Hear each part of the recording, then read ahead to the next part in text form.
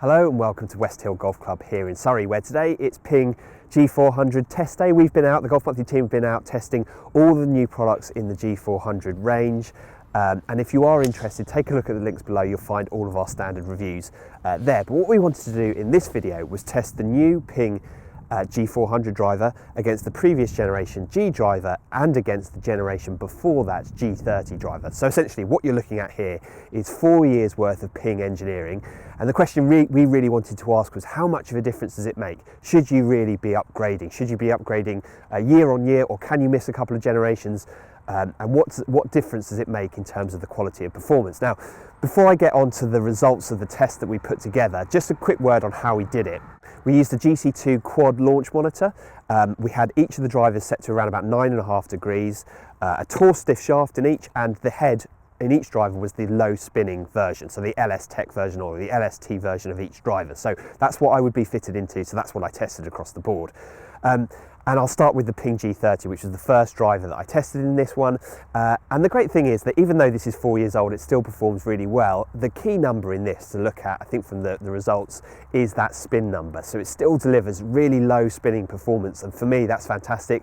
1,700 RPM is very low, which means the overall distance is good, around about the 283 mark, I think it was. Overall carry is very strong, and that was delivering me around about 300 yards of distance off the tee. So even though it's 4 years old, it's good to know the Ping G30 driver still performs really nicely. Then I hit the previous generation Ping G driver.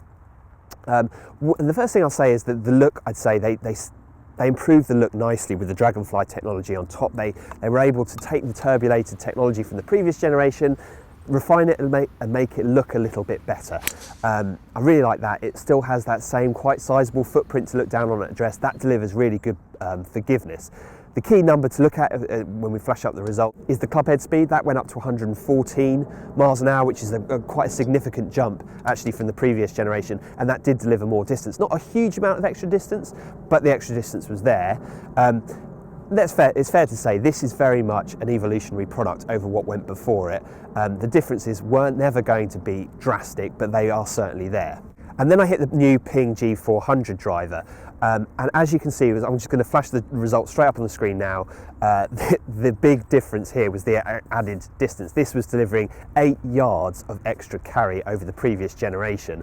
And actually I hit one drive, or a couple of drives with this club yesterday that went out at 320 yards, which is as long as anything I've hit ever, which is obviously fantastic performance. But the good thing to note about this is that yes, it's delivering extra power, but that forgiveness Ping has still been able to build into this driver. It has a tungsten weight in the back of the head.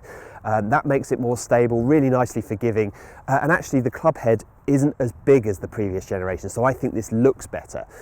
Now, the other thing to say about the new Ping G400 driver is that Ping have made really big strides, and really important strides, I think, to the sound.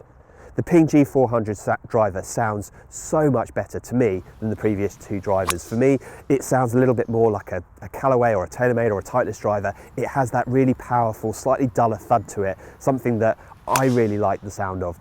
So how much of a difference does it really make to put a club in your bag that is new versus one that's 4 years old? Well, the differences are there for you to see on screen. I was delivering 10 extra yards of distance through the air with the new Ping G400. It sounds an awful lot better. I think it also looks better, and the forgiveness is still really strong. Is it much more forgiving than this driver? I wouldn't say it was much more forgiving, but the marginal gains are probably there. Now, does that warrant investing an extra £389 in this driver? Well, that's a decision that you'll have to make yourself. All I can say in this video is that the Ping G400 is a significant step forward from what they had out in the G30, even though this still performs well today. Now, we have a whole host of other videos on the Golf Monthly website. We've also done another one testing the forgiveness of this driver. So using this driver, hitting heel and toe strikes and seeing how the forgiveness works. That's well worth checking out. But for now, from West Hill, it's goodbye.